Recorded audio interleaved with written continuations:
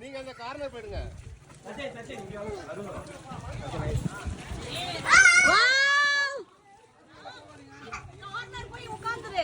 சச்சின் இந்த பக்கம் வாடா. சச்சின் எல்லாம் சென்டர்ல வாங்க. ராம் அங்கிளோட விளையாடுங்க. ஏய் வேண்டாம் வேண்டாம், எத்தனை பெரியவங்க அப்புறம் அதுங்க ஒண்ணே பேலன்ஸ் பண்ண முடியாது. ஏதோ ஒண்ணு உள்ள அழுகுற சத்தம் கேக்குது.